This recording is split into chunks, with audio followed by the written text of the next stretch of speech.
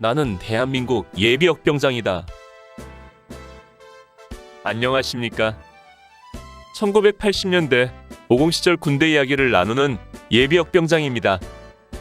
오늘도 저의 옛날 군대 이야기와 함께 추억여행 떠나시죠. 나의 일병 시절 38번째 이야기. 6번 교육사열 160km 대행군. 8. 아침 그리고 피와 땀. 다시 출발 명령이 떨어졌습니다. 그냥 그 자리에서 좀 더 쉬며 아침밥까지 먹기를 바라는 건 오로지 우리들만의 꿈 같은 소망일 뿐이었습니다. 휴식을 마치고 행군을 시작하니 심한 통증이 발바닥에서 시작하여 온몸으로 짜릿하게 퍼졌습니다. 아직 발의 상태를 살펴보지 않았지만 물집이 발바닥 전체로 퍼져서 마치 물주머니를 발밑에 넣고 다니는 듯 물컹물컹한 감촉이 느껴졌습니다. 우리들은 나름대로 이번 교육사열 행군로에 대한 단편적인 정보를 가지고 있었습니다. 우리의 행군로는 자대를 출발하여 신남과 3군단 사령부가 있는 현리를 거쳐 인제 원통까지 가는 것입니다. 따라서 신남을 지나온 우리의 최대 소망은 현리에 빨리 가는 것이었습니다. 새벽 2시에 신남을 지나서 3시간 이상을 행군했기 때문에 우리는 현리가 가까이 있을 것으로 판단했고 그곳에 가면 휴식과 아침 식사를 할 수 있으리라 생각했습니다. 그래서 길을 가다가 만나는 농부들에게 현리까지 얼마나 더 가야 하는지를 물어보았습니다. 그런데 이 질문의 대답은 사람마다 다 달랐습니다. 누구는 한두 시간이면 갈 수 있다고 했고 또 어떤 사람은 한나절 이상 더 가야 할 거라고 했습니다.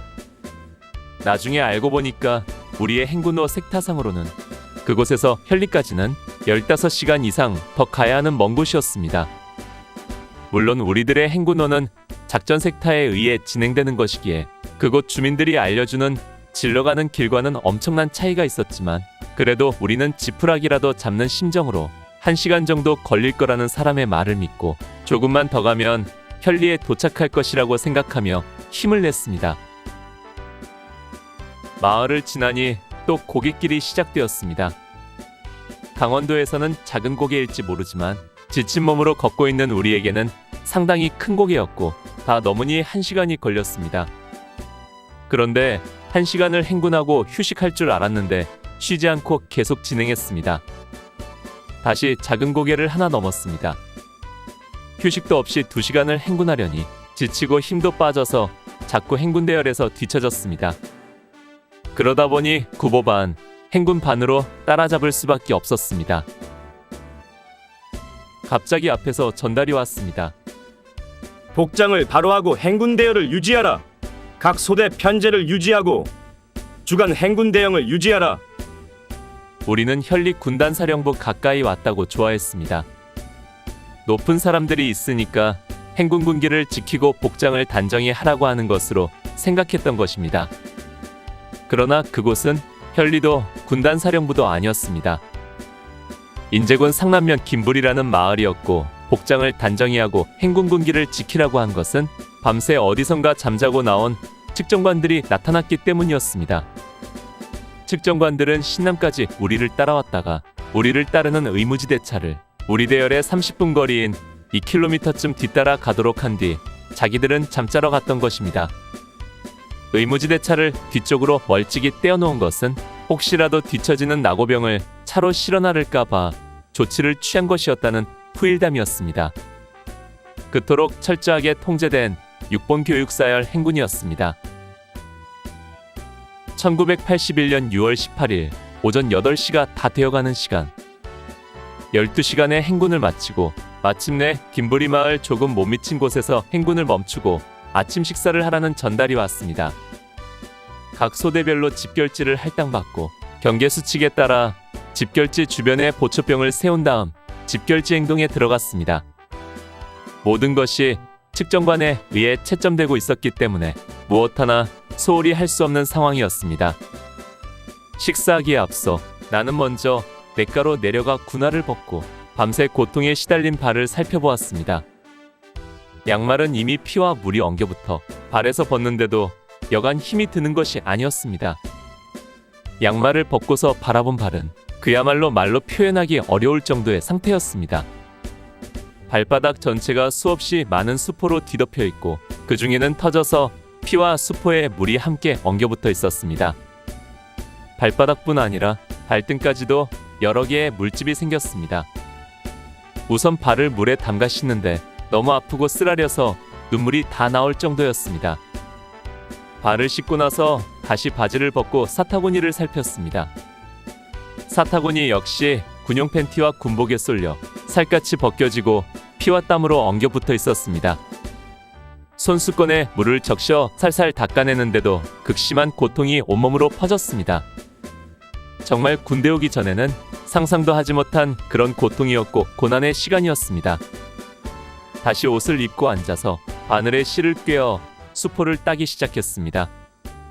수포마다 바늘로 따고 실을 꿰어 적당히 잘라 두었습니다. 행군을 앞두고 고참들이 바늘과 실을 꼭 챙기라고 한 이유가 바로 이 때문이었습니다.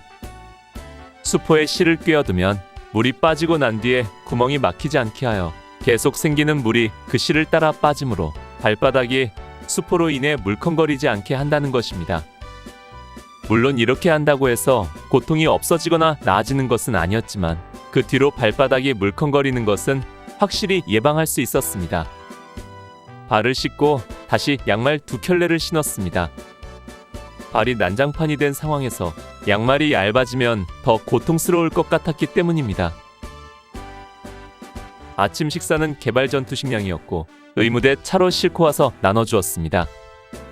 미군의 시레이션을 본떠 만들었다는 개발 전투 식량은 1인분에 봉지밥 2개, 봉지 반찬 2개, 그리고 플라스틱 포크가 들어있었습니다. 밥에도 흰밥, 야채 비빔밥, 팥밥 등이 있었고 반찬은 밥에 따라 각각 달랐는데 내가 받은 야채 비빔밥에는 깍두기와 고추장이 들어있었습니다. 이 밥은 완전 익힌 것이 아니라서 끓는 물에 15분가량 삶아서 먹는 것이었습니다. 반합에 물을 붓고 불을 피워 밥을 삶는데 그게 쉬운 일은 아니었습니다. 실록의 계절인 6월에 마른 나뭇가지를 구하기 쉽지 않았고 그러다 보니 화력이 약해 물이 끓지 않는 것입니다. 그러나 시간이 촉박하여 대충 끓인 뒤 급히 먹었습니다. 제대로 익지 않은 쌀이 설컹설컹했습니다. 소화나 잘 될는지. 밥을 먹고 남는 시간은 밭귀퉁이에 누워서 휴식을 취했습니다. 발을 높이 하고 머리를 낮게 한 채 누워서 파란 하늘을 올려다보았습니다. 누워서 지나온 하룻밤을 돌이켜 생각하니 그 시간이 1년같이 길고 까마득하게 느껴졌습니다. 그 까마득함 속에 앞으로 가야 할 길을 생각하니 갑자기 현기증이 나는 것 같았습니다. 오늘 추억여행에 함께 해주셔서 감사합니다. 다음 이야기를 기대해 주시고 구독과 좋아요 부탁드립니다. 항백